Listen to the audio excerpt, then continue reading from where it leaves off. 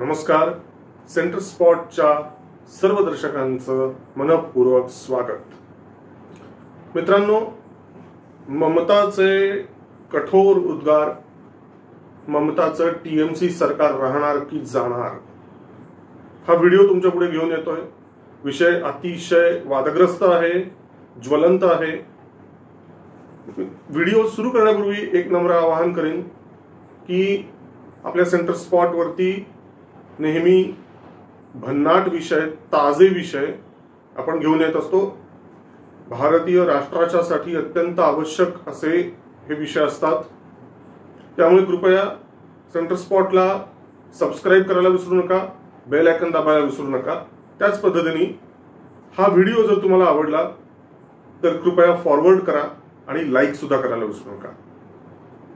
मित्रांनो, आपल्याला माहिती आहे सगळ्यांनाच की आरजे कार हॉस्पिटलमध्ये कलकत्त्यात जे काही घडलं, महिला विरोधी अत्याचार जो काही झाला, अतिशय विकृत अशा पद्धतीचा, आणि त्याहीपेक्षा भयंकर म्हणजे ममता बॅनर्जी यांच्या टीएमसी सरकारनी कशा पद्धतीने यामध्ये जे कोणी दोषी होते, अपराधी होते, त्यांना पाठीशी घालण्याचं जे काही भयंकर कृत्य केलेलं आहे. सुप्रीम कोर्टाने सुद्धा त्यांची कानउघडणी केलेली आहे. आणि केवळ बंगालमध्येच ममता बॅनर्जी सरकारच्या विरोधात या असल्या घाणेरड्या, असंवेदनशील अशा पद्धतीच्या कृत्यांच्या विरोधात केवळ बंगालमध्ये रोष नाहीये, तर हा रोष सबंध भारतभरात आहे. इतकंच नाही, भारताच्या बाहेरून सुद्धा टीका केली जाते मोठ्या प्रमाणात. अशा परिस्थितीमध्ये आपल्याला माहिती आहे तिथे बंगालमध्ये जे काही वातावरण भयंकर झालंय, निदर्शनं चाललेली आहेत, आंदोलनं चाललेली आहेत. ती आंदोलनं अतिशय कठोरपणे चिरडून काढण्याचा प्रयत्न ममता सरकार करत आहे. निर्दयीपणे हे सगळं चिरडून टाकण्यात आलेलं आहे. अशामध्ये या आगीत तेल ओतण्याचं काम ममता दिदींनी रिसेंटली केलं. ममता दिदी तरी कशाला म्हणायचं, ममतानी केलं, कुणाला काय म्हणायचं म्हणू द्या. काय तिने आगीत तेल टाकलंय माहितीये का? हे मी आज एकेडी वर जे उतरलं ना, त्याच्या मागचं कारण आहे. तिची दोन वक्तव्य, दोन उद्गार आहेत. हे दोन उद्गार तुम्ही जर ऐकलेत तर तुम्ही सुद्धा तिला एकेरीतच बोला. तिने एक असं वक्तव्य केलेलं आहे, आणि नुसतं असं ट्विटरवर वगैरे नाहीये, तर टीएमसीच्या या गुंडांच्या पुढे, म्हणजेच काय म्हणायला पाहिजे, टीएमसीच्या विद्यार्थी शाखेला संबोधित करताना, आता त्यात कसले विद्यार्थी आपल्याला माहिती आहे, सगळे गुंड लोकांनी भरलेली आहे सगळे टीएमसी. असल्या या टीएमसीच्या त्या तथाकथित विद्यार्थी शाखेच्या पुढे जाहीर कार्यक्रमामध्ये ही बाई काय बोलली आहे माहितीये का? तिचं पहिलं वक्तव्य, लक्षात ठेवा, जर बंगाल जळाला तर आसाम, बिहार, झारखंड, ओडिसा, ईशान्येकडची राज्य आणि अगदी दिल्ली सुद्धा जळेल, हे तिने वक्तव्य केलेलं आहे. आणि तिचं दुसरं वक्तव्य आहे, मी कधीही सूड घेतला नाही, पण आता मात्र जे काही करणं आवश्यक आहे ते खुशाल करा. Do what needs to be done. हे मला थोडंसं जिन्नाच्या त्या डायरेक्ट ऍक्शनच्या टाईपचं वाटायला लागलंय. चिथावणी दिल्यासारखं आहे हे. मित्रांनो, तिथे बंगालमध्ये टीएमसीच्या गुंडाराजच्या विरुद्ध जी काही आंदोलनं चालवली जात आहेत, ती काय फक्त राजकीय स्वरूपाची आंदोलनं नाहीयेत आता राहिलेली. ते काय फक्त भाजप नाही करत, तर उत्स्फूर्तपणे पब्लिकमधून या सगळ्या गोष्टी आलेल्या आहेत. मान्य, सुरुवात तिथल्या रेसिडेंट डॉक्टर्सनी, नर्सेसनी, डॉक्टरी पेशातल्या व्यक्तींनी मोठ्या प्रमाणात हे लावून धरला हा मुद्दा. पुढे पुढे समाजातले इतरही घटक त्यात सामील झालेले तुम्हाला लक्षात येईल. वकील लोक त्यात इन्व्हॉल्व्ह झाले, मीडियातले लोक, मीडिया अर्थात दडपणाखाली आहे, पण जे काही अजूनही स्वतंत्र बनायचे आहेत ते त्यात उतरले. समाजातले मध्यमवर्गीय घटकातले, बुद्धिजीवी वर्गातले कितीतरी लोक आता या आंदोलनात सामील व्हायला लागलेले आहेत. गरीब घटकातले सुद्धा त्यात सामील झालेत, आणि तरुणही मोठ्या संख्येने आलेले आहेत. आणि महिला तर अर्थातच, श्रमिक वर्गातून सुद्धा कित्येक लोक आलेले आहेत. म्हणजे सगळेच जण जे लोक या ममता सरकारमुळे पिडले गेलेले आहेत, नाडले गेलेले आहेत, असे सगळे लोक या निमित्ताने रस्त्यावर उतरलेत. आता हा विषय फक्त त्या एका महिलेच्या वरती झालेल्या अत्याचाराच्या पुरता सीमित राहिलेला नाहीये, खूप व्यापक बनलेलं आहे आता तिथलं वातावरण. त्या पार्श्वभूमीवर जी काही चलबिचल चाललेली आहे ममता बॅनर्जी यांच्या मनात आणि एकंदरीत टीएमसी सरकारच्या अंतर्गत, त्याचे परिणाम आहेत. त्यामुळे ही धमकी देण्यात चाललेलं आहे. ही धमकी आहे एक प्रकारची, की म्हणजे बंगाल जळेल, तुम्ही फार जास्त ताणायला लागलात तर बंगाल जळेल, अशी ती धमकी आहे. बरं, तेवढ्यापुरतच फक्त नाही, बंगालच्या आजूबाजूची जी राज्य आहेत, ईशान्य भारतही असेल आणि बाकी सगळीच आजूबाजूची राज्य शेजारची, तेही जळतील, अशी आणखीन एक धमकी. आणि शेवटी भारताची राजधानी दिल्ली ती सुद्धा जळेल. धाडस होतं कसं असले इशारे, असल्या धमक्या, उचलली जीभ लावली टाळ्याला, कसं धाडस होऊ शकतं असं बोलण्याचं? तुम्ही राज्याचे त्या मुख्यमंत्री आहात, ह्याचं तरी भान ठेवा. तुम्ही मुख्यमंत्री झालात म्हणजे काही मंगळावरून टपकलेला नाही, तुम्हाला हा अधिकार नाहीये मिळालेला आहे असलं वाटेल ते बरळण्याचा. ज्या राज्याचे तुम्ही मुख्यमंत्री आहात तिथं जर काही कारणांनी आग लागली असेल कसलीही, तर ती विझवण्याचं कार्य तुमचं आहे खरं म्हणजे. आणि तुम्ही आगी लावण्याच्या विषयी बरळत चाललात.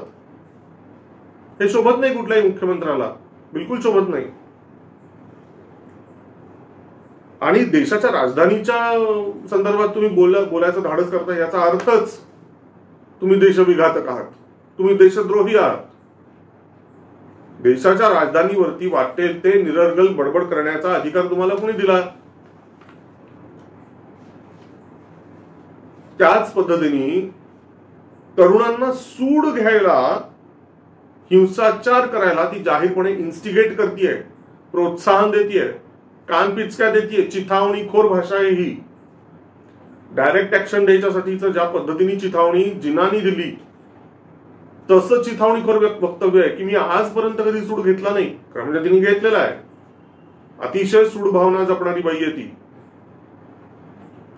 पण असो, तिचा सुरुवातीचा पार्ट काय त्या वाक्याचा, मी आजपर्यंत कधी सूड घेतला नाही, पण आता मात्र जे काही आवश्यक आहे ते करा. काय आहे, तुम्ही तरुणांना असले संस्कार देताय, टीएमसीच्या गुंडांना हे अशी चिथावणी देताय. जे काही करणं आवश्यक आहे ते करा म्हणजे काय? म्हणजे कायदा हातात घ्या, म्हणजे सूड घ्या. आणि कशासाठी? सूड घेण्यासाठी काय पातक केलंय विरोधकांनी? जे निदर्शक आहेत, आंदोलक आहेत, ते संवेदनशीलतेची मागणी करतायत, न्यायाची मागणी करतायत. अन्यायी राजवटीच्या विरुद्ध एक हुंकार आहे त्यांचा, फक्त त्या आंदोलकांचा. त्यासाठी सूड घ्यायचा, कसली दुर्बुद्धी ही? सरकार असं असतं का? बर, आता तुम्हाला आठवत असेल मित्रांनो, इथे जे काही आवश्यक असेल ते करा हे जेव्हा ती म्हणते, इतरांनी म्हणणं आणि ममतानी म्हणणं याच्यात खूप फरक आहे. ममता फक्त नावाला ममता आहे, पण ममत्व बिलकुल नाही तिच्याकडे. ते अतिशय कठोर आहे. म्हणूनच मी या व्हिडिओचं नाव देतोय ममताचे कठोर उद्गार. मित्रांनो, कृपया हे विसरू नका, 2021 साली मे महिन्यात जेव्हा बंगाल विधानसभेच्या निवडणुकांचे निकाल जाहीर झाले आणि हे स्पष्ट झालं की टीएमसी बहुमताच्या आकड्यानिशी जिंकलेली आहे आणि ममता बॅनर्जी ही आता मुख्यमंत्री होणार आहे, हे जेव्हा लक्षात आलं, त्यानंतर ऑल ऑफ अ सडन तिथे हिंसाचार सुरू झाला. आधी तो भाजप विरोधी हिंसाचार आहे असं वाटत होतं. बघता बघता इतर पक्षांना सुद्धा प्रसाद मिळाला आणि ते तेवढ्यापुरतं सीमित राहिलं नाही, तर जणू काही गजवाये हिंद असावं, जणू काही बांगलादेशमध्ये सध्या जे काही चाललेलं आहे अशा पद्धतीचं हिंदूंना वेचून वेचून लक्ष करण्यात आलं, मॉब लिंचिंग करण्यात आलं. एक प्रकारे वंशसंहार केल्यासारखी ती स्थिती होती. हिंदूंना टार्गेट करलेली ती दंगल होती. हिंदू विरोधी हिंसाचार होता तो मित्रांनो. ती गोष्ट खरं म्हणजे भारतातल्या कोणत्याही राष्ट्रभक्तांनी अजिबात विसरता कामा नये. हा फार जुना इतिहास नाहीये, आजपासून फक्त 3 वर्षापूर्वीची ही घटना आहे. टीएमसीच्या गुंडांचा गुंडाराज हा असा असतो. संदेशखालीला काय झालं होतं? टीएमसीच्या गुंडांचा तो गुंडाराज आहे. या पार्श्वभूमीवरती जेव्हा या सगळ्यांची जी मुखिया ती ममता जी बसलेली आहे, ती जेव्हा म्हणते जे आवश्यक आहे ते करा, सूड घ्या, असं जेव्हा ती चिथावणीखोरपणे म्हणते, तेव्हा त्याचा अर्थ असा असतो, जे तुम्ही 2021 सालच्या मे महिन्यात केलं त्याची आता पुनरावृत्ती करा, खुशाल करा. बिनदिक्कतपणे ती सगळी हिंसाचाराची मालिका तुम्ही चालू ठेवा. तुम्हाला कोणी अडवणार नाही. खुलेआम होऊ द्या कत्तली. जाळपोळीचं वाक्य तर बोलून झालेलंच आहे. म्हणजे थोडक्यात बंगालमध्ये आता जाळपोळ करा, काय वाटेल ते करा, मी खुली छूट देते. अशा पद्धतीची ती धमकी आहे. गर्भित इशारे तर नाही, कसले आले गर्भित इशारे? हे तर खुले खुले इशारे सगळे. या पार्श्वभूमीवरती खरं म्हणजे हे अशा पद्धतीचं तिचं वक्तव्य आल्याबरोबर खरं म्हणजे काय करायला हवं होतं की कायदा सुव्यवस्थेला हानी पोचवण्याचा हिचा उद्देश आहे, हिंसाचार घडवून आणण्याचा उद्देश आहे आणि उत्पात करण्याच्यासाठी त्याला खतपाणी घालणं, हिंसाचाराला खतपाणी घालणं हा तिचा उद्देश आहे. आणि हा एक गंभीर अपराध आहे. हे देशविरोधी कृत्य आहे. हे लक्षात घेऊन ताबडतोब तिथे खरं म्हणजे राष्ट्रपती शासन लावायला पाहिजे. राष्ट्रपती राजवट लावणे हा त्याचा एक जालीम उपाय आहे. बरोबर. हे आपण आपल्या युट्यूब चॅनलवरून आणि इतर कित्येक तज्ञ वेळोवेळी सारखं सांगत आहेत की काय अडचण आहे नेमकी, का सरकारने आतापर्यंत तिथे राष्ट्रपती राजवट लागू केली नाही. ते शिशुपालाचे 100 अपराध आपण म्हणतो, ते 100 अपराध झाल्यानंतर का विना त्याचा तो पापाचा घडा भरला आणि भगवंतानी मस्तपैकी दंडुक्याचा प्रहार केला, तर शिशुपालाचं सगळं इत्तर पित्तर बाहेर काढलं. पण इथे हे जे आमचे शिशुपाल आहेत त्यांचे हंडे नेहमी रिकामेच राहत आहेत, त्यांचे हंडे कधी भरतच नाहीयेत. हे आपण जे बोलतो, तर हिचं ममताचा हंडा कधी भरणार? आता आणखीन काय बाकी राहिलंय असा सवाल कित्येक तज्ञ सतत सतत सतत विचारत आहेत. आणि तरी सुद्धा मोदी सरकारने यावरती काही ऍक्शन घेतलेली नाही. राष्ट्रपती राजवट लागू करण्याचा विचारही नाही. तर त्यामागचं स्पष्टीकरण कदाचित असं असू शकेल मित्रांनो. बघा म्हणजे तुम्हाला पटतंय का नाही.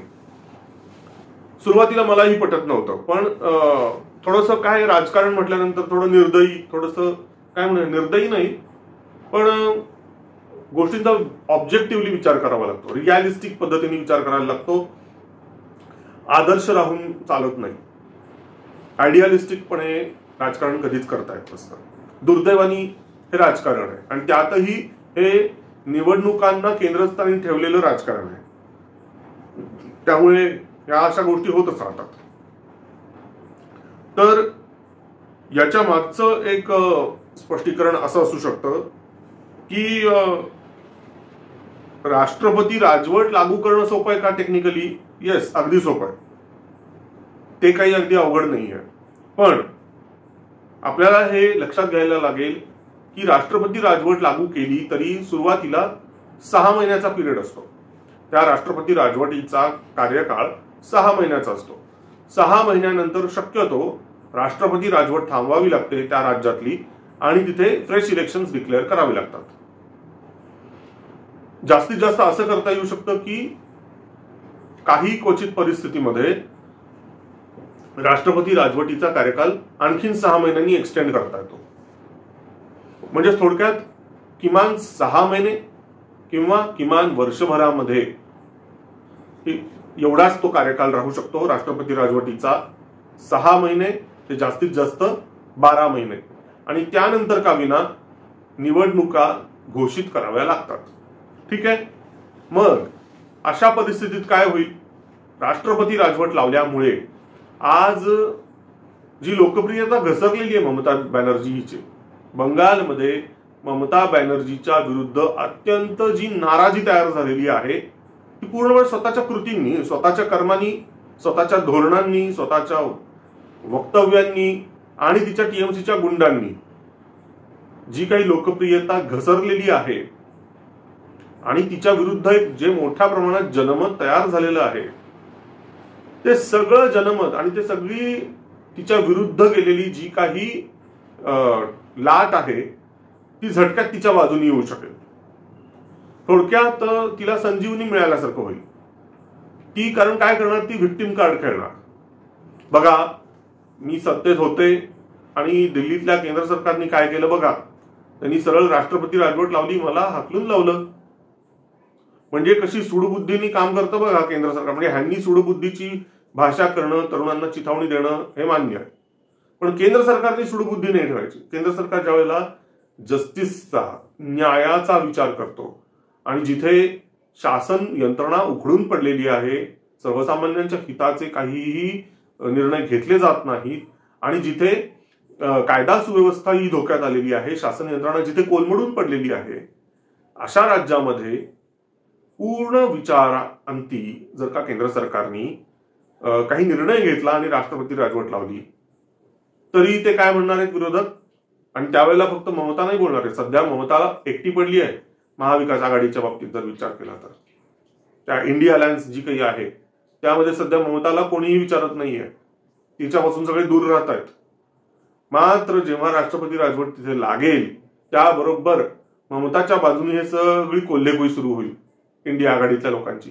बघा केंद्र सरकार किती जुलूमशाही करतं, बघा केंद्र सरकार कसं अँटी डेमोक्रेटिक आहे, कसं लोकशाही विरोधी आहे. त्यांनी शेवटी नखं बाहेर काढलीच, त्यांनी शेवटी इमर्जन्सी लावलीच, भले एका राज्यात लावली पण लावली, हे ते बोलायला मोकळे होणार. तुम्हाला आठवत असेल मित्रांनो, विषय थोडा वेगळा आहे, पण दिल्लीच्या अरविंद केजरीवाल मुख्यमंत्री, त्यांच्या सरकारवरती काही राष्ट्रपती राजवट नाही आणली, पण सत्तेत असलेल्या मुख्यमंत्र्याला उचलला आणि तुरुंगात टाकला. गेले काही महिन्यापासून केजरीवाल तुरुंगाची हवा खातोय. पण जेव्हा निवडणुका आल्या लोकसभेच्या, त्यावेळेला व्हिक्टिम कार्ड खेळण्याचा भरपूर उपयोग, भरपूर प्रयत्न करून झाला. इंडिया आघाडीतल्या अनेकांनी हा प्रयत्न केला, स्वतः केजरीवालनी हा प्रयत्न केला, त्याच्या बायकोनी प्रयत्न केला, प्रत्येकानी रुदाली करून झालं, प्रत्येकाने आपापली छाती पिटून झाली आणि दिल्लीतल्या केंद्र सरकार, मोदी सरकार यांच्या नावानी बोटही मोडून झाली. म्हणजे थोडक्यात व्हिक्टिम कार्ड खेळणं आणि ह्या अटकेचं भांडवल करणं हे काम अगदी पुरेपूर केलं या लोकांनी. तसंच आता होणार नाही का जर का इमर्जन्सी लावली तर, किंवा फक्तच ममता बॅनर्जीला जर का अटक केली तर, जसं केजरीवालला अटक केली आहे तसं जर हिला जर अटक केली तर तरी पण हेच होऊ शकतं. त्या परिस्थितीत डेफिनेटली जे केजरीवालनी केलं ते हिच्याही बाबतीत होईल. त्याच पद्धतीने टीएमसीचे गुंड लोक आपल्याला माहिती आहेत. ममताला अटक केली आहे म्हटल्यानंतर हे सगळे गुंड मग तर आणखीन डबल हिंसाचार करणार अख्ख्या पश्चिम बंगालमध्ये. त्याच्यामुळे राष्ट्रपती राजवट लागू करणं अवघड नाही, पण त्याचे जे परिणाम आहेत ना ते फार डेंजर आहेत. आणि मग जेव्हा केव्हा निवडणुका येतील ना तिथे, त्या निवडणुकीमध्ये म्हणजे राष्ट्रपती राजवट संपल्यानंतर जी निवडणूक तिथे होईल त्यामध्ये त्या सिंपथीचा, त्या व्हिक्टिम कार्डाचा उपयोग करून हीच ममता पुन्हा एकदा सत्तेत येईल आणि पुन्हा वाकुले दाखवत बसेल. तेव्हा तुम्ही काय करणार? मग त्यापेक्षा या राष्ट्रपती राजवटीला इच्छा असूनही न लावता या सरकारला त्याच्या मरणाने मरू द्यायचं, त्या सरकारला त्याच्या पद्धतीने विस्कळीत होऊ द्यायचं आणि जेव्हा केव्हा इलेक्शन्स होतील विधानसभेच्या, त्यामध्ये तिच्या विरुद्ध असलेल्या नाराजीचा उपयोग करून टीएमसी आणि ममता हिला बेदखल करून त्या ठिकाणी आपलं सरकार आणायचं, असा विचार कदाचित केंद्र सरकारने केलेला असेल. हा शॉर्टकट नाही, हा बिलकुल शॉर्टकट नाहीये, पण तो बऱ्यापैकी खात्रीशीर परिणाम असलेला मार्ग आहे. दुसरी एक गोष्ट, रस्त्यातला काटा फक्त ममता नाहीये, ममता हे या हिमनगाचं फक्त टोक आहे. खाली जी विषवल्ली आहे ना ती आहे टीएमसी. टीएमसीची जी काही सगळी यंत्रणा आहे, आज आपण ज्याला टीएमसी म्हणतोय, हे सगळे आयात आहेत. ही सगळी केडर, ही सगळी जी काही सिस्टीम आहे ती पूर्वी एकेकाळी टीएमसीच्या आधी लेफ्टिस्टांची होती, कम्युनिस्टांची होती बंगालमध्ये. आणि कम्युनिस्टांचं पतन झालं, 40-45 वर्ष जे ते सत्तेत होते, त्यांनी जी एक सिस्टीम जी काही तयार केलेली होती, ती सिस्टीम पहिल्यांदा शिफ्ट झाली नंदीग्राम घटनेच्या नंतर, आणि ती सिस्टीम सगळी टीएमसीला जाऊन मिळाली, ही सगळी यंत्रणा. आणि त्या यंत्रणेच्या बळावर ममता बॅनर्जीचं टीएमसी नावाचं हे पक्षाचं भूत हे सत्तेवर बसलं, आरूढ झालं. त्यामुळे विचार करायला गेलं तर फक्त झूल बदलली, नाव बदललं आणि चेहरा बदलला, बस. पण ऑर्गॅनिकली जर विचार करायला गेलं तर आधी जी सिस्टीम आधी होती सत्तारूढ, तीच सिस्टीम कम्युनिस्ट जाऊन टीएमसी जरी आलं तरी सुद्धा आतून ती सगळी सिस्टीम तीच होती. मग तुम्हाला पुन्हा तसंच व्हायला हवंय का? जर राष्ट्रपती राजवट लागू केली किंवा जर फक्त मुख्यमंत्र्यांना उचलून अटक जर का केलं, तर या दोन्ही परिस्थितीमध्ये काय होईल? त्यानंतर ज्या इलेक्शन्स होतील त्यावेळेला मी मगाशी म्हटलं तसं व्हिक्टिम कार्ड खेळलं जाऊन यंत्रणा बाकीची जशीच्या तशी ती सत्तेत राहील, फक्त चेहरा बदलेल. आयदर ममता बॅनर्जी पुन्हा सत्तेत येईल किंवा ममता जाऊन तिच्याऐवजी टीएमसीतलाच दुसरा कोणतरी एक चेहरा येईल. पण त्यामुळे होईल काय की आधी कम्युनिस्टांच्या मार्फत आणि आता मग टीएमसीच्या मार्फत जी काही यंत्रणा तिथे सत्तेत होती त्यांच्याच हातात सत्तेच्या नाड्या राहतील.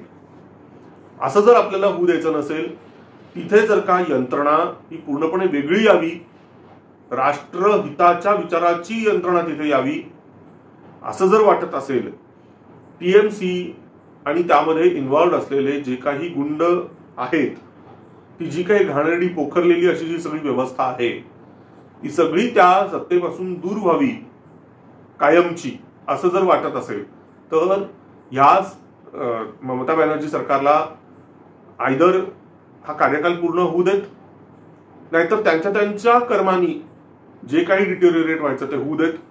म्हणजे मग त्या आधारावर त्या लोकांच्या मनामध्ये जी काही नाराजी निर्माण होईल त्या बळावर मग जी काही सत्ता येईल तेव्हा सत्तेत येताना थंबिंग मेजॉरिटीनी सत्तेत यावं. त्यावेळेला विरोधकांनी टीएमसी मध्ये असलेल्या त्या यंत्रणेच्या शिवाय यावं सत्तेत, म्हणजे खऱ्या अर्थाने त्या सत्तेमध्ये बदल होईल आणि मग नॅचरली बाकीच्याही ज्या गोष्टी आहेत त्याच्यात त्याचं प्रतिबिंब दिसायला लागेल बदलांमध्ये. तर गंमत अशी आहे की ममताला कळत नाहीये की आपण काय करतोय, काय बोलतोय. तिने जे ते आग लावण्यासारखं आणि काय योग्य, काय जे आवश्यक वाटेल ते करा, सूड घ्या, असं जे काही ती म्हणली, ती तेवढ्यावर फक्त थांबली नाही. राष्ट्रपती द्रौपदी मुर्मू यांनी जेव्हा नाराजी व्यक्त केली, त्यांनी एका लेखामध्ये लिहिलं की जे काही चाललंय पश्चिम बंगालमध्ये आणि जे काही महिला अत्याचाराच्या संदर्भात जे काही घडतंय हे खरोखर बघवत नाहीये, अतिशय विषण्ण करणारी ही गोष्ट आहे, अशा पद्धतीने त्यांनी नापसंती व्यक्त केली. आणि एक राष्ट्रपती म्हणून, प्रथम नागरिक म्हणून त्यांना तो अधिकार आहे मत स्वातंत्र्य करण्याचा. पण ही बाई आपली ममता शांतपणे ऐकून घ्यावं ना, राष्ट्रपतींचा तरी निदान मान ठेवावा. ही काय बोलली तर अशा घटना काय फक्त एकट्या बंगालमध्येच होतात का? इतर राज्यांमध्ये काय होत नाहीत का? किती असंवेदनशील वक्तव्य आहे. म्हणजे हे बालिशपणाचं वक्तव्य नाहीये का? म्हणजे की चोरी काय एकटी मीच केली आहे का, या माझ्या भावानी केली नाही का, माझ्या बहिणींनी नाही का केली, मला एकट्यालाच का शिक्षा करता, असं जेव्हा लहान मुलं बोलतात, इनडायरेक्टली तू ऍक्सेप्ट केलंस की तुझ्या राज्यामध्ये ममता, तू ऍक्सेप्ट केलंस इनडायरेक्टली इतर राज्यांच्याकडे जेव्हा तू बोर्ड दाखवलंस की इतर राज्य पण असं होतं, महिला अत्याचार काय फक्त पश्चिम बंगालमध्येच होतात का, असं जेव्हा तुम्ही म्हणता त्यावेळेला त्या वाक्याचा अर्धा अर्थ असाही असतो, तुम्ही ऍक्सेप्ट केलं की तुमच्या राज्यामध्ये महिला अत्याचार होत आहेत आणि तुम्ही आतापर्यंत सगळं काही पाठीशी घालत होतात, ते तुम्ही इनडायरेक्टली मान्य केलेत ममताबाई.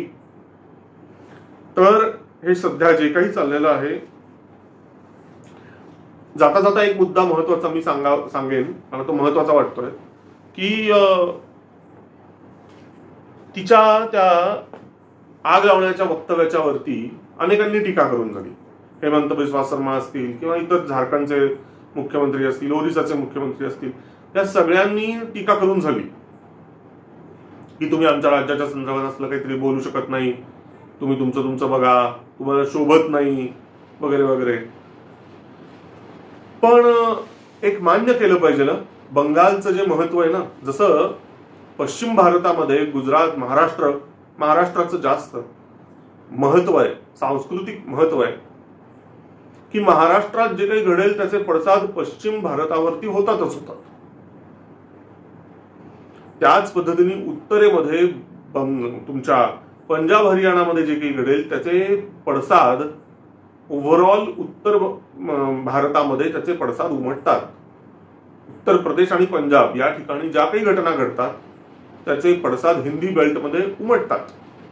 त्याच पद्धतीने भारताचा जो पूर्व भाग आहे तिथे त्यात बंगालमध्ये जी काही गोष्ट घडेल मेजर महत्वाची त्याचे पडसाद हे आजूबाजूच्या सगळ्या राज्यांमध्ये म्हणजे जवळपास पूर्व भारतामध्ये त्याचे पडसाद उमटतात. ही वस्तुस्थिती आणि ही वस्तुस्थिती अगदी स्वातंत्र्यपूर्व काळापासून लक्षात येण्यासारखी आहे. त्यामुळे ममता जेव्हा असं म्हणते की ती आग फक्त जर बंगाल जळाला तर ती आग फक्त बंगालपुरती राहणार नाही, या इतर सर्व राज्यांमध्ये ती पसरेल असं जेव्हा ती म्हणते तेव्हा त्यात मर्यादित अर्थाने तथ्य आहे. ती जे बोलली ते बरोबर आहे. परंतु पश्चिम बंगालला आग लागेलच कशाला हो? तुम्ही आहात ना तिथे, तुम्ही प्रयत्न कराल ना ती आग विझवण्याचा. ती जे दोषारोप इतरांच्यावरती करतीये की तुम्ही पश्चिम बंगालला पेटवण्याचा, आग लावण्याचा प्रयत्न करताय, अशा पद्धतीने तिने इनडायरेक्टली जे बोललेलं आहे. प्रत्यक्षात या सगळ्या परिस्थितीला कारणीभूत कोण आहे? प्रत्यक्ष ही ममता आणि तिची टीएमसी आहे. तुम्ही जर चांगल्या पद्धतीने प्रशासन केलं असतं, आदर्श पद्धतीने जर तुम्ही तुमची राजवट चालवण्याचा जर प्रयत्न केला असतात, हे असले काहीतरी घाणेरडे घोटाळे, अत्याचार यात जर तुम्ही लिप्त झाला नसतात तुम्ही आणि तुमचा पक्ष, तर आज अशा पद्धतीने बंगाल जळला असता का हो? बंगाल काय विरोधकांनी पेटवलाय का? आता बंगाल काय त्या आंदोलकांनी पेटवलाय का?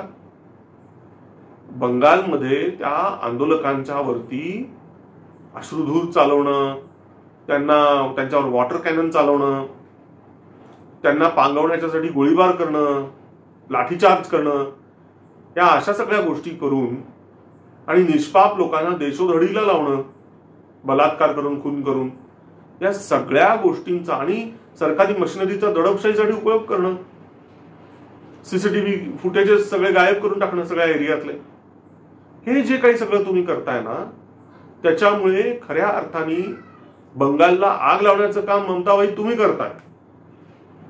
त्याच्यामुळे बंगालला जर आग कुणामुळे लागली असेल ना, तर ममता ती तुझ्यामुळे आग लागलेली आहे.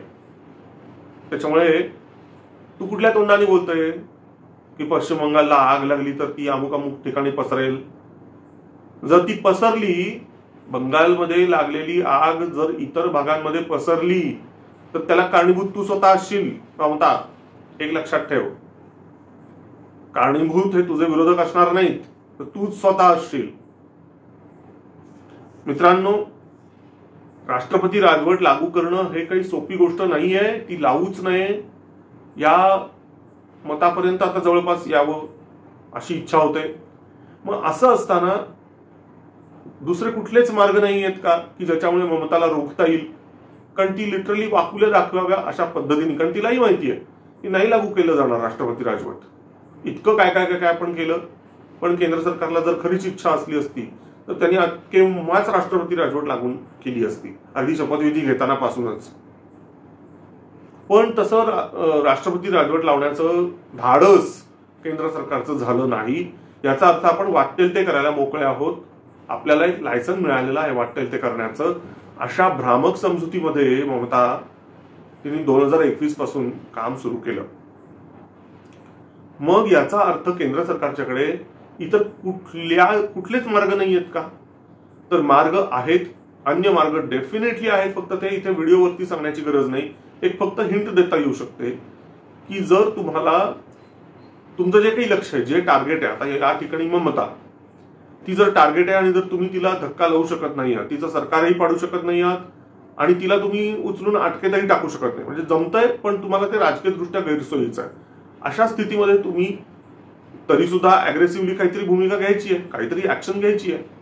अशा वेळेला एक उत्कृष्ट मार्ग म्हणजे की तुमच्या टार्गेटचा राईट हँड पर्सन जो आहे त्याला तुम्ही उचला, त्याला तुम्ही कैदेत टाका, चौकशी करा, काढा माहिती बाहेर सगळी त्याच्याकडनं. राईट हँड लेफ्ट हँड जे काही आहेत ना माफियाचे, आता या केसमध्ये ममताचे जे कोण राईट हँड लेफ्ट हँड जे व्यक्ती असतील त्यांना ताब्यात घ्यावं, त्यांच्याकडून सगळी माहिती काढावी, जे ऑब्जेक्शनेबल जी काही माहिती सापडेल त्या आधारावरती पुढची कारवाई करता येते. सगळं लिस्ट सगळी बाहेर पडेल. तर हा तर मी एक मार्ग सांगितला. असे अनेक इतरही टूल्स आहेत. दिमतीला NIA आहे, ED आहे, अनेक गोष्टी आहेत करता येण्यासारख्या. तर मोदी समर्थकांनी आणि खास करून राष्ट्रभक्तांनी, देशभक्तांनी बिलकुलही नाराज निराश होण्याची काहीही गरज नाहीये. ममता बॅनर्जी खूप साऱ्या संधी देणारे आहे आणि तिथे जे भाजपचे शुभेंदू अधिकारी म्हणून जे आहेत तर ते लगे राहिलेले आहेत. ते पूर्ण ममताचं कशा पद्धतीने तिचा टक्का घसरेल यासाठी पुरेपूर मेहनत घेत आहेत. त्याच्यामुळे शुभेंदू अधिकारी हे येत्या काळात तुम्हाला मुख्यमंत्री झालेले दिसतील. भाजपचं सरकार, निर्भेळ सरकार, बहुमतातलं सरकार हे येत्या 2-3 वर्षात बंगालमध्ये स्थानापन्न झालेलं तुम्हाला दिसेल. मग कदाचित अधिकारी किंवा इतर कोणी व्यक्ती म्हणजे शुभेंदू अधिकारी किंवा इतर कोणी जे भाजपमधले जे नेते असतील त्यापैकी कोणीतरी पश्चिम बंगालचा मुख्यमंत्री झालेलं तुम्हाला बघायला मिळेल. तर इतरही आहेत काही मार्ग ज्याच्यानी ममता बॅनर्जीला रोखता येऊ शकतं. त्याची चर्चा आत्ता नको करायला. काही गोष्टी सेन्सिटिव्ह पण आहेत, त्याच्यामुळे त्याची व्हिडिओवर चर्चा करण्याची गरज नाही युट्यूबवरती. पण एकंदरीत आता जसं म्हटलं की ममताचे जे कठोर उद्गार आहेत त्यातून परिणाम नेमका काय होणार, हे सरकार राहणार की गडगडणार बघूया. लवकरच लक्षात येईल काय होतंय. तोपर्यंत स्वतःची काळजी घ्या आणि मला रजा द्या. जय हिंद, जय भारत, वंदे मातरम.